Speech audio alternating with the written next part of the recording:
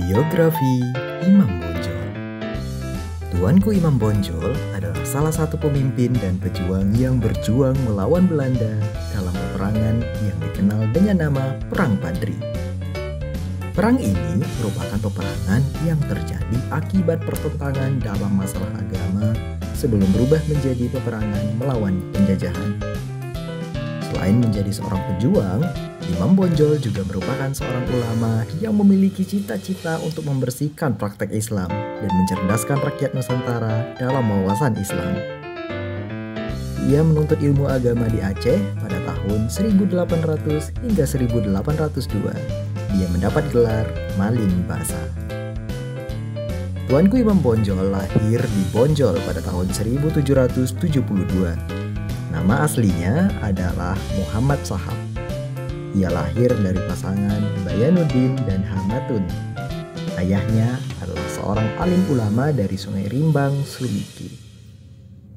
Sebagai ulama dan pemimpin masyarakat setempat, Tuanku Imam Bonjol memperoleh beberapa gelar, antara lain yaitu Peto Syarif, Malin Basa, dan Tuanku Imam. Tuanku Nan Renceh dari Kamang Agam sebagai salah seorang pemimpin dari Harimau Nan Salapan yang menunjuknya sebagai imam atau pemimpin bagi kaum Padri di Bonjol. Ia sendiri akhirnya lebih dikenal masyarakat dengan sebutan Tuanku Imam Bonjol. Pertentangan kaum adat dengan kaum Padri atau kaum agama turut melibatkan Tuanku Imam Bonjol. Kaum Padri berusaha membersihkan ajaran agama Islam yang telah banyak diselewengkan agar dikembalikan kepada ajaran agama Islam yang murni. Pada awalnya, timbul peperangan ini didasari keinginan di kalangan pemimpin ulama di kerajaan Pagaruyung untuk menetapkan dan menjalankan syariat Islam sesuai dengan Ahlus Sunnah wal Jamaah yang berpegang teguh pada Al-Quran dan sunnah-sunnah Rasulullah Sallallahu Alaihi Wasallam. Selanjutnya, pemimpin ulama yang tergabung dalam Harimau Nan Salapan meminta Tuanku Lintau untuk mengajak yang di Pertuan Pagaruyung beserta kaum adat untuk meninggalkan beberapa kebiasaan yang tidak sesuai dengan Islam. Dalam beberapa perundingan, tidak ada kata sepakat antara kaum Padri dengan kaum adat. Seiring itu, di beberapa nagari dalam kerajaan Pagaruyung bergejolak dan sampai akhirnya kaum Padri di bawah pimpinan Tuanku Pasaman menyerang Pagaruyung pada tahun 1815 dan pecah pertempuran di Koto Tangah dekat Batu Sangkar. Sultan Arifin Muningsyah terpaksa melarikan diri dari ibu kota kerajaan ke Lubuk Jambi. Pada 21 Februari 1821, kaum adat secara resmi bekerja sama dengan pemerintah Hindia Belanda berperang melawan kaum Padri dalam perjanjian yang ditandatangani di Padang. Sebagai kompensasi, Belanda mendapat hak akses dan penguasaan atas wilayah Darek, pedalaman Minangkabau. Perjanjian itu dihadiri juga oleh sisa keluarga dinasti kerajaan Pagaruyung di bawah pimpinan Sultan Tangkal Alam Bagagar yang sudah berada di Padang waktu itu. Perlawanan yang dilakukan oleh pasukan Padri cukup tangguh sehingga sangat menyulitkan Belanda untuk mengalahkannya.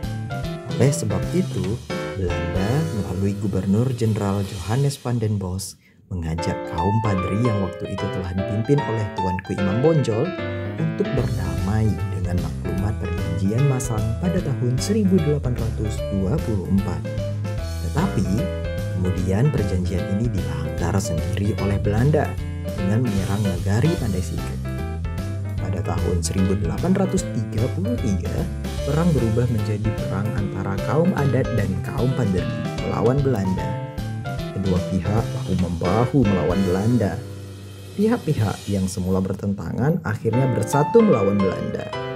Di ujung penyesalan muncul kesadaran mengundang Belanda dalam konflik justru menyengsarakan masyarakat Minangkabau itu sendiri. Bersatunya kaum adat dan kaum Padri ini dimulai dengan adanya kompromi yang dikenal dengan nama Plakat Puncak Pato di Tabek Patah yang mewujudkan konsensus adat Basandi Syara adat berdasarkan agama. Penyerangan dan pengepungan benteng Kaum Padri dibonjol oleh Belanda dari segala jurusan selama sekitar 6 bulan, 16 Maret hingga 17 Agustus 1837 yang dipimpin oleh jenderal dan para perwira Belanda. Tetapi dengan tentara yang sebagian besar adalah bangsa pribumi yang terdiri dari berbagai suku seperti Jawa, Madura, Bugis, dan Ambon. 3 kali Belanda mengganti komandan perangnya untuk merebut Bonjol, yaitu sebuah negeri kecil dengan benteng dari tanah liat yang di sekitarnya dikelilingi oleh parit-parit. Barulah pada tanggal 16 Agustus 1837, benteng Bonjol dapat dikuasai setelah sekian lama dikepung. Pada bulan Oktober 1873, Tuanku Imam Bonjol diundang ke Palupuh untuk berunding. Tiba di tempat tersebut, ia langsung ditangkap dan dibuang ke Cianjur, Jawa Barat. Kemudian dipindahkan ke Ambon dan akhirnya ke Lotak, Minahasa, dekat Manado. Di tempat terakhir itu, ia meninggal dunia pada tanggal 8 November 1864. Tuanku Imam Bonjol dimakamkan di tempat tersebut.